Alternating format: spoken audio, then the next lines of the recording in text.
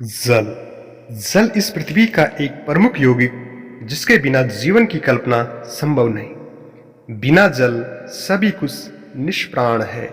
इसीलिए कहा गया है कि जल ही जीवन है और जल है तो कल है। जल जिसे नीर, अम्भू, तोय, पानी आदि कई नामों से जाना जाता है, एक रासायनिक पदार्थ है जिसका अणु दो हाइड्रोजन परमाणुओं और एक ऑक्सीजन परमाणु से बना है। यह न केवल द्रव अवस्था में अपितु ठोस व गैसीय रूप में भी पाया जाता है। यद्यपि पृथ्वी की लगभग 71% सतह जल से आच्छादित है, तथापि जल की एक बहुत छोटी मात्रा ही मानव के लिए पेयजल के रूप में उपलब्ध है।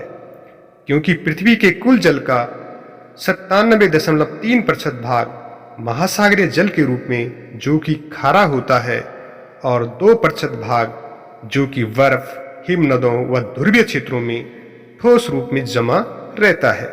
जल की शेष मात्रा ही नदियों, प्राकृतिक स्रोतों, नलकूपों आदि के रूप में हमारे लिए मीठे जल के रूप में उपलब्ध है। इस पृथ्वी पर उपलब्ध जल सदा एक चक्र के रूप में घूमता रहता है, जिसे जल चक्र कहते हैं। यह वाष्पीकरण, संघनन, वर्षण के रूप में निरंतर गतिशील रहकर पृथ्वी पर पानी की मात्रा को बनाए रखने में सहायक होता है। यद्यपि पृथ्वी का 3/4 भाग जल से आच्छादित है, तथापि इस पृथ्वी पर अनेक देशों में जल की कमी निरंतर बनी रहती है। आखिर इसका कारण क्या है? आइए इस तालिका से पृथ्वी पर जल के वितरण का अध्ययन करते हैं।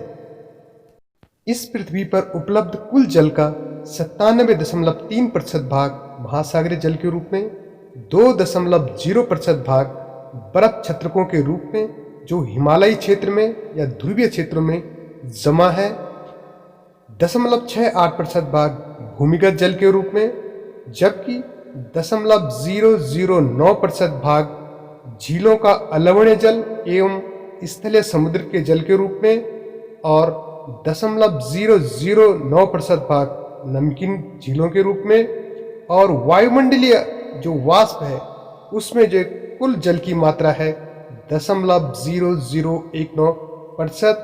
इसके अतिरिक्त नदियों का जो जल है वह है 0.0001%। इस प्रकार हम देखते हैं कि मानव के लिए पेयजल के रूप में कुल जल की मात्रा की अपेक्षा बहुत कम मात्रा ही उपलब्ध है, जिसके कारण मानव को पेयजल के रूप में अत्यधिक कठिनाइयों का सामना करना पड़ता है। जल के इसी अध्याय के अंतर्गत अब हम अध्ययन करेंगे जल की एक प्रमुख गति ज्वार और भाटा के बारे में। आखिर ये ज्वार और भाटा होता क्या है, आइए जानते हैं। महासागरीय जल सदैव ही गतिशील होता है और इसमें सदैव ही लहरें बनती और बिगड़ती हैं। इसकी उफनती लहरें निरंतर तटबंधों को आकर छूती हैं और वापस चली जाती हैं। इसी तरह दिन में 2 बार नियम से महासागरीय जल का उठना एवं गिरना ज्वार तक उठकर जल तट के बड़े हिस्से को डुबो देता है, तब उसे ज्वार कहते हैं।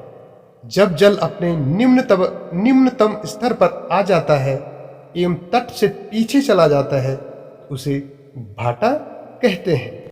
समुद्र के जल के ऊपर उठने और फिर नीचे उतरने की ये गतियां आखिर होती क्यों हैं? तो इसके पीछे जो मुख्य कारण है वह है सूर्य और चंद्रमा का गुरुत्वाकर्षण बल।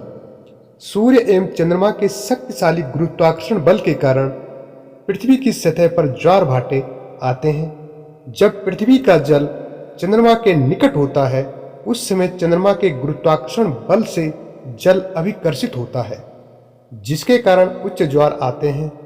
पूर्णिमा एवं अमावस्या के दिनों में सूर्य, चंद्रमा एवं पृथ्वी तीनों एक सीध में होते हैं और इस समय सबसे ऊंचे ज्वार उठते हैं।